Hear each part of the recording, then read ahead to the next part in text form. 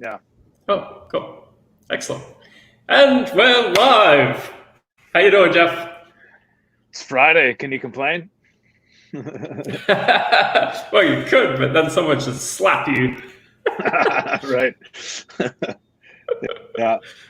Um, Yes, it is yeah. indeed You got Friday. That's plans for the exciting. weekend or what? Yes, so Sonoma Brewing has opened up again, finally. I actually managed to do some pickup takeaway beers from there. It's one of my favorite breweries in Austin. So heading there tonight, which will be fun. Rest of the weekend, we got a high car, so we're out and about doing some hiking, trying out our new trail shoes. So Mhm. yeah, quite a bit happening actually. What about Yeah. yourself? Good deal. Uh, no, not really. We're gonna try to get to a restaurant for the first time in a long time, maybe this weekend. As things Wow. are starting to open up here. So this is it's good. Yeah, I wish the weather would cooperate though. Um, just can't seem to shake this rainy, cool January they're calling it. But Yeah. yeah. But anyway, nice enough to be Good outside stuff. and get some fresh air while I'm working. So that's good. Yeah, absolutely. That's a Yeah. plus. Hmm. Awesome. So it's Friday. So that means FAQ Friday. It What do we does talk mean. about on FAQ Friday? Well, I just certainly anything live that comes in. If anybody has any burning questions that they want to ask, if you're watching live, certainly pop them into the comments, and we'll cover those. But just questions that have come up over the last week of talking to people that I think might be helpful to some people. And Yeah, absolutely. the first question kind of was spawned from yesterday's webinar, um, but it just brought me back to a couple of conversations that I've had with people about really defining their target market and what that looks like. And I just wanted to share, and maybe this is obvious to some people, but I just wanted to share what helped us in our business. We had a travel business for years that we sold, and thankfully we sold before all this happened. Pre-COVID Yeah, sale. pre-COVID. Yeah, tough time to hang on to that. But anyway, what we did was, it's great when you get demographic information from Google Analytics or wherever, but to drill it down even further, like, man, we had it was like Sally and Joe. They had a median household income of 150,000, two school age kids, a house in the suburbs. They got 2 to 3 weeks of vacation every year. Like these, we really got into the head, and we actually made a customer avatar and put names on them, and it made it really easy because you could pull bits and pieces of information from people that you even know, and sort of make them into like one customer avatar type. And once you put like a face and a name and a job and an income level and a house that they live in, once you were able to do that, it really made things clear. Because you were talking yesterday in the webinar about, where do your customers go? Online, offline? What websites do they get? What stores do they visit? And it's really hard to think about that in terms of a category of 18 to 35-year-old uh, males. It's like, okay, well, that's too general. Like if you were to like drill it down, and I know people that have even gone on to, I can't even remember that the website that basically makes a random person that doesn't exist, and Yeah, they've yeah, pasted it on the wall of their office yeah, or whatever, and they've built out a description. So when you're thinking about where your customer is going, is, I want to know, where is Sally and Joe from Colorado going today? Like, where are they yeah. going to look for information about travel? And like, are they going to a travel agency? What websites are they going to? It really made it easy to sort of get inside the mind of where that person was, rather than just looking at an age and geographic. It was just too general, Mm, and it was hard to really figure yeah, out. It's like, oh, where do 18 to 35-year-old males hang out? Well, let's bring it down further, or whatever, like the age group and that kind of thing. So anyway, I just wanted to share that, because that was something that we really found helpful, to really just like get a headshot made of a person, a random person, and fill out that description that matches your target demographic, and really try to get into their head and figure out what stores do they visit, what things, like you always say in that vertical, what things are they buying immediately before they buy your product, what kind of things are they going to go on and buy at the same time they're buying your product, and where do they go immediately after purchasing your product? What else do they need? What other kind of add-on things do they need? And again, that's really easy when you've sort of identified as a roll it all up into like a person and try to visualize where they're going to go. Yeah, right. Maybe this is just too obvious for some people, but it wasn't obvious to me. So, but once we did that, it made a marked improvement in how we were able to deliver our content, because we sort of had that knowledge.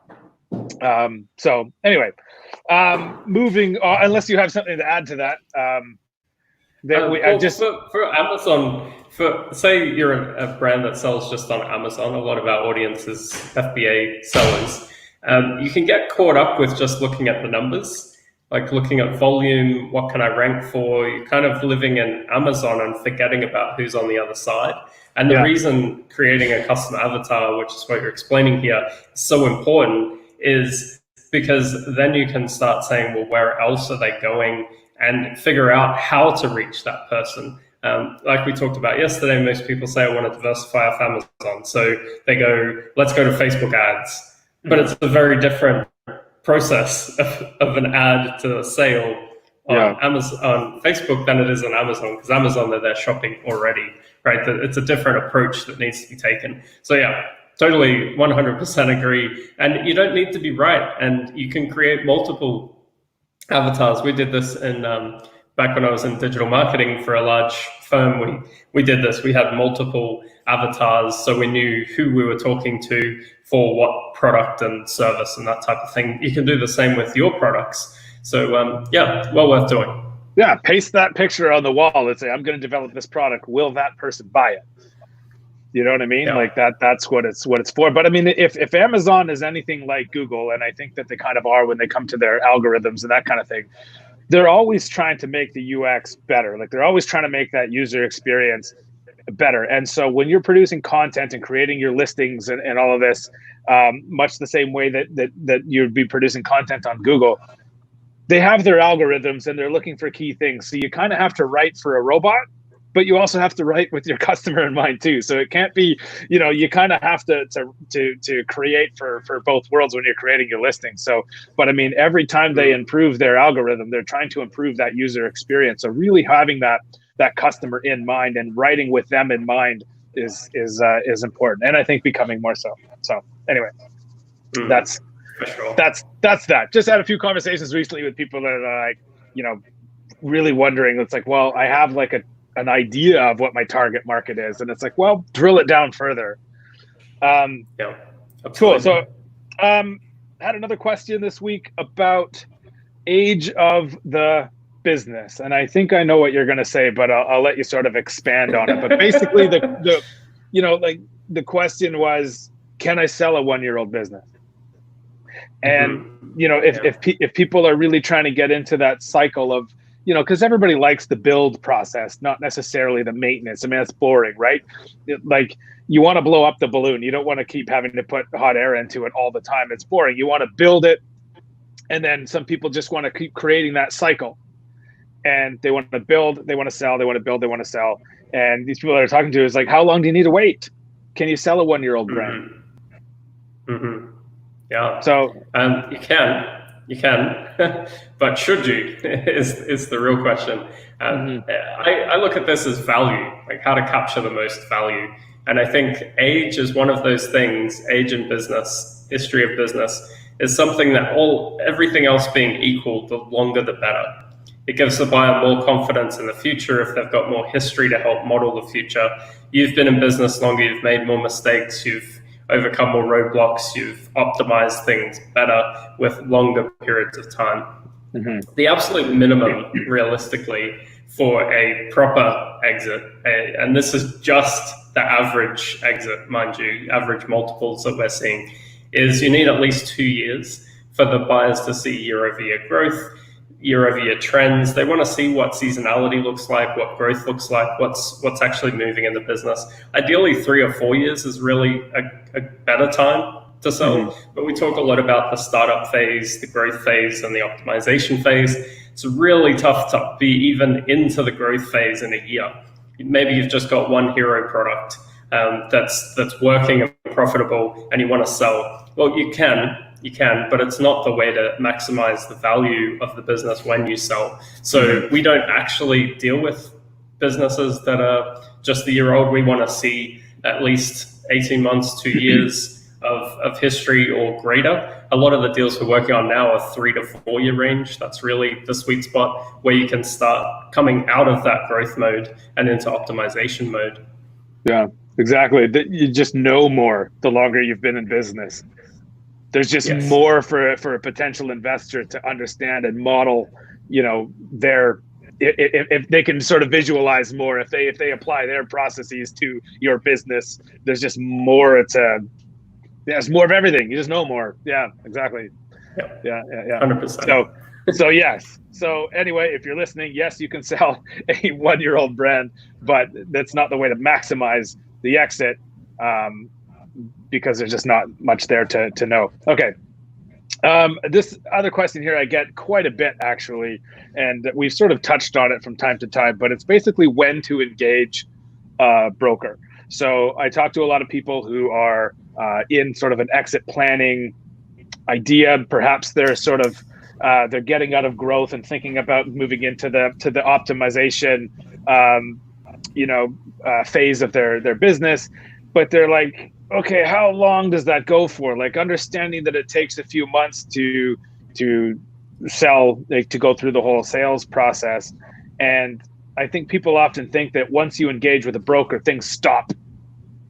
So, and that's not necessarily the case. There's a bit of a myth around that like, once I call a broker, that's it.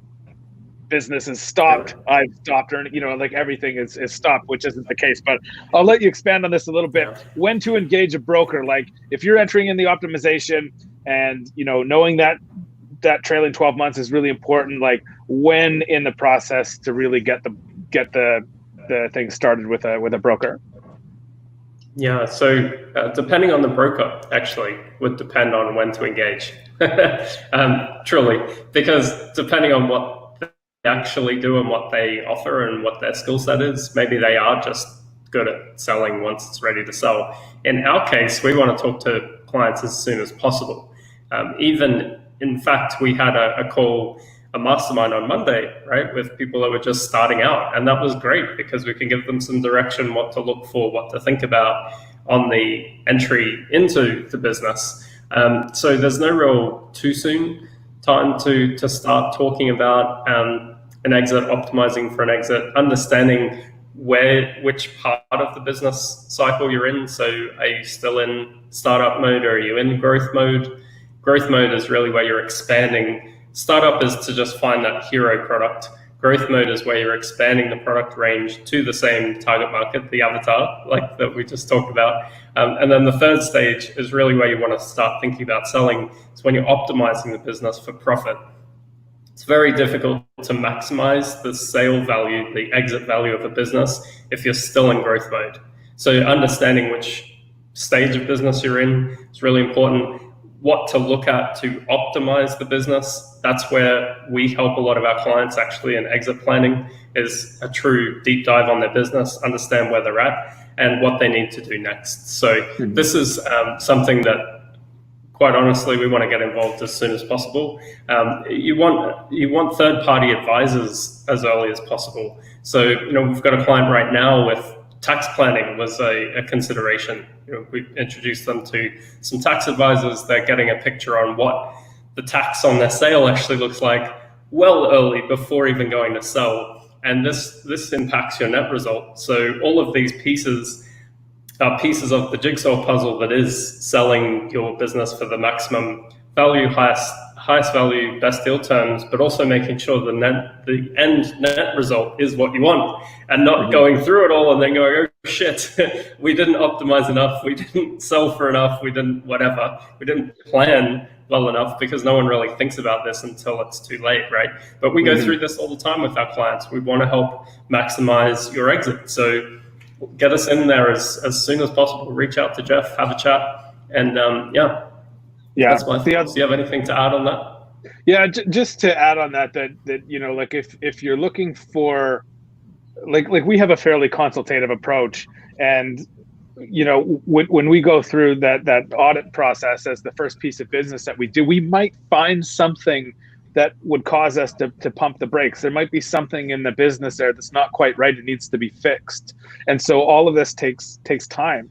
Selling a business for, you know, millions of dollars is not shouldn't be a quick process. If it is, then somebody's hiding something. You're leaving money on the table. Yeah, definitely. So it's not a quick process. And yeah, so definitely engage with your sell side advisors and create your deal team as early as possible. Like nobody should be in a rush to drag a business to market if it's not ready. So making sure that it's ready is going to take some time, and it's going to take some effort, and it's going to take some commitment. But it's important to realize that this isn't going to be overnight, and so and it is going to be a bit of a roller coaster. But anyway, you know, if you're really looking to maximize the value, it's not going to be a quick process. So the sooner you engage with these people, the better. So you can start getting the right advice, the right referrals, the right, you know, like you said, tax planning advice or whatever it might be, but start pointing the ship in the right direction. And if it takes 2 years, it takes 2 years, but at least you have some insight and some direction to reach that exit goal. Yeah. That just made me think of something else. If you're looking to pull the ripcord and sell fast, there might be a reason why you're trying to sell fast.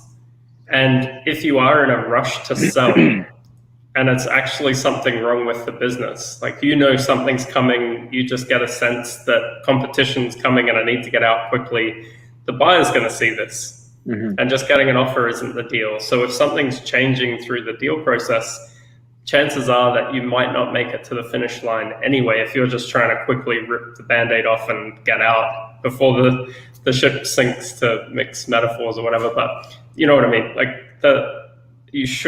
if you want a really sizable exit, something that's going to change you and your family's lives forever, generational wealth even, you need to put some time into this. And every tweak we make along the way of what tweaks to make can have a massive, massive result. One client we worked with last year, in just 9 months, we tripled the value of the business when we sold it.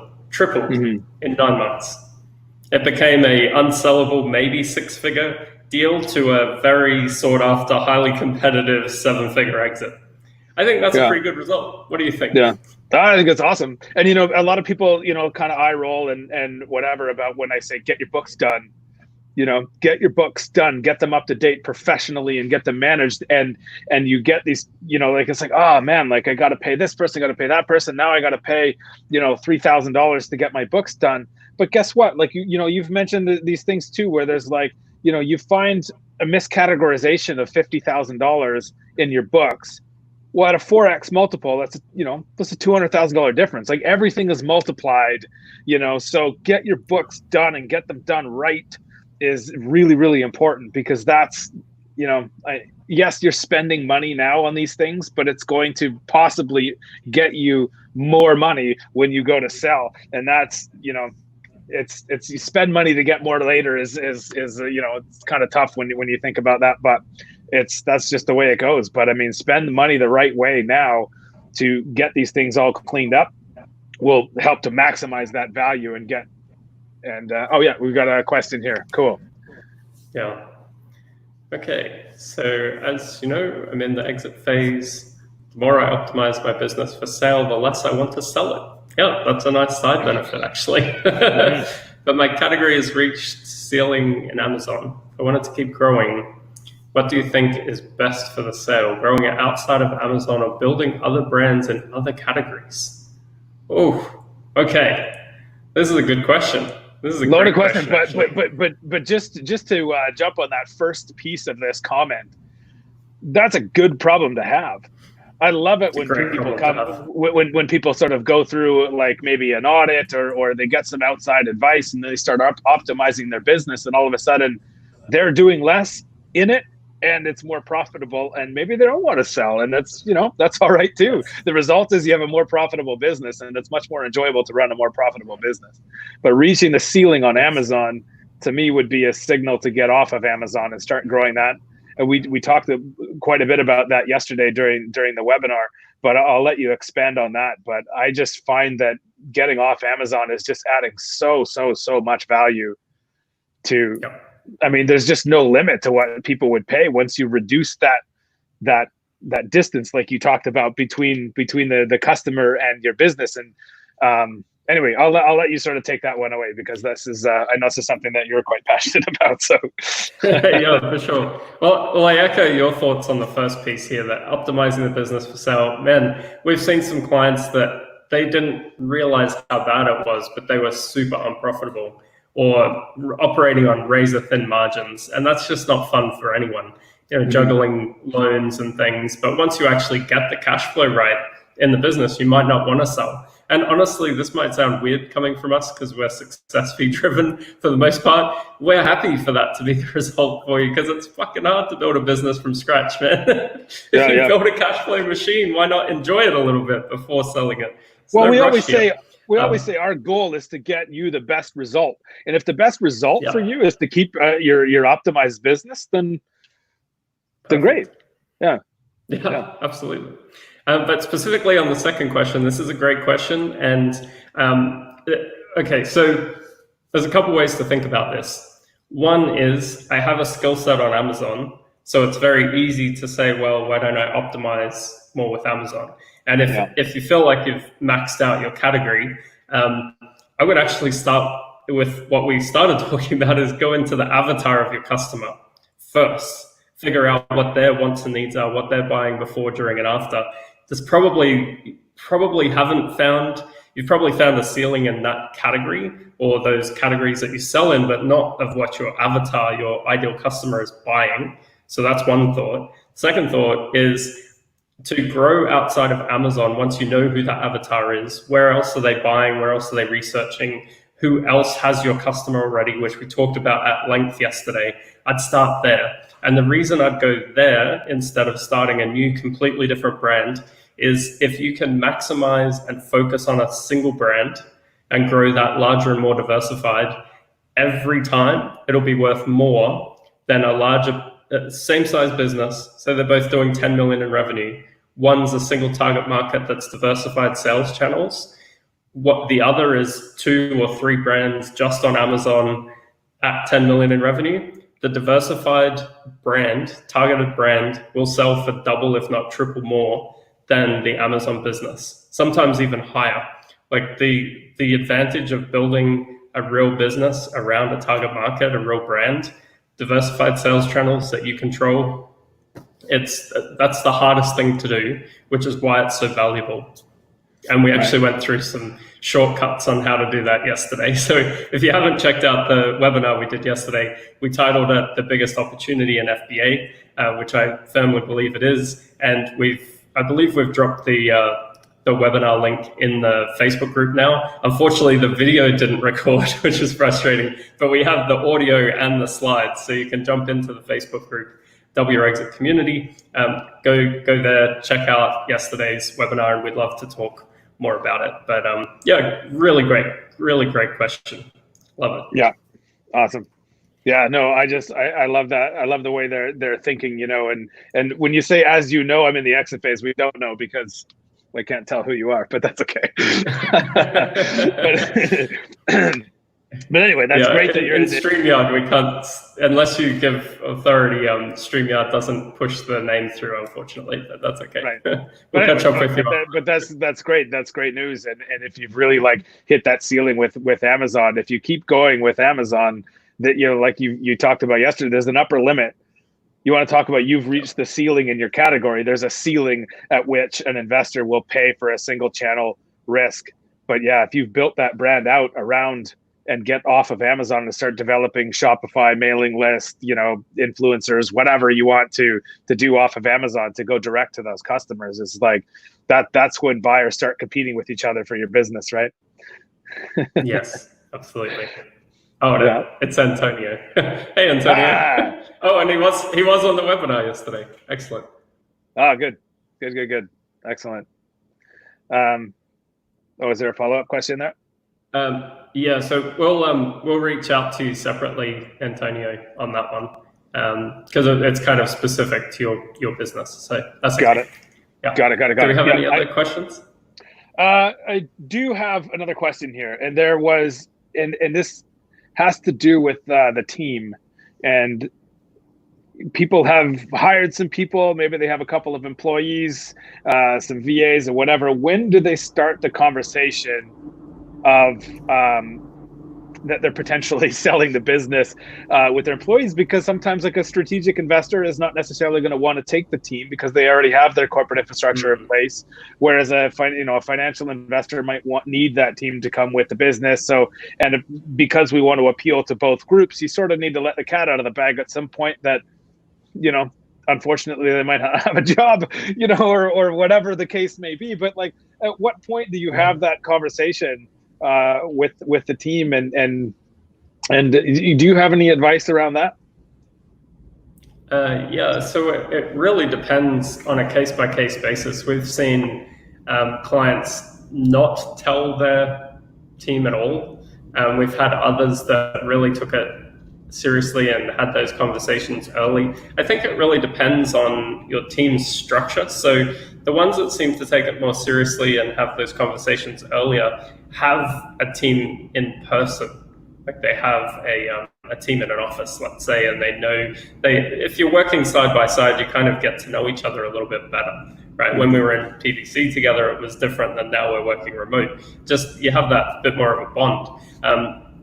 So that might come into play. If they're just a straight up VA and they're through a service and you use them part-time, I don't know. They're probably just going to be as happy working with the next person. But it depends on the relationship as well. If the problem could be if you're, say, really friendly with your sourcing agent and they're cutting you better deals, that sort of relationship transition could be more important because you want to make sure that you can transition that to the buyer. Anything that's a transition risk, you definitely want to think through before doing that process. It's even the same with suppliers, right? Usually we wait until as long as we can in diligence to the last minute, and we always introduce the buyer as an investor so that they feel like it's an addition to the team instead of someone new, to limit the chance of renegotiation and things which can blow up the deal. We want to introduce them in a soft way, keep the current owner in the mix, and then transition the communications across smoothly and seamlessly. That's the way we've done it with suppliers. You can do the same with VAs. This person's now looking after whatever it is they're looking after. Okay, great. But if it's a team member or family members, even, if the family member's actually on the payroll, but they think this is great because I'm working with my brother or whatever, that's going to be a different conversation. You should probably have those conversations a little bit sooner. It might seem obvious, but maybe not. I don't know. Hi, honey, you have a new boss now. Yeah, peace out. And by the way, I'm flying to Thailand without you. Wait, what just happened? No, I guess this particular question came from somebody who does have virtual assistants, but they're a bit more specialized because they know the business. They've helped develop the SOPs. They handle the customer service. They handle the inventory and the forecasting. So like they do handle integral parts of the business. And so, I think in that case, it's a bit more of a special relationship. It's not just a VA who's doing outsourced tasks that anybody could do. They sort of had like a bit more of a handle on their day-to-day. So they'd handle that with a bit more care. But yeah. And if it is, the other thing is if it's their sole income, so they're full-time, and like you just mentioned here, if they're really integral in the business, maybe you want to think about, and you don't have to do this, but maybe think about how would you carve out a piece of the deal if the buyer doesn't want the team, or maybe you'd want to bring them into your new operation, and then you can kind of figure out what your cost is there. But it's something worth thinking about and factoring into the deal. I have a friend who he had an integral team member full time, and when he sold his business, she wanted to stay on because it was her main job. Gave her a bonus, And then mysteriously, a couple months after, she left. And he was kind of wondering if maybe the bonus was too big, because now it was like, oh, that's, I'm not sure if it was quite a year's salary or something, but it was a sizable chunk. So maybe it was a couple months, 6 months, something. But then, oh, I've got options now. I'll go do something else. So that's a consideration as well when it comes to selling and transferring of team. Cool. All right. Well, I think we're at our half-hour mark here. We are. Yeah. Okay. So how can people reach out to us, Jeff? Yes, please do reach out. sales@thefbabroker.com comes to my inbox. I'm happy to chat about whatever your exit goals are. If you're thinking a couple years down the road, if you're thinking that you want to get started sooner, if you just want to sort of get an idea of where you're at and where the market might see the value in the business now, so you can use that as a starting point, whatever your position might be. Sales@thefbabroker.com. Drop me a line. We'll arrange a time to chat and we'll go from there. Awesome. Cool. Well, thanks everyone for watching. Thanks, Jeff, for coming along, and have a great weekend. Enjoy, hopefully, some sun. Yeah, maybe. All right. Bye for now. All right, mate. See ya.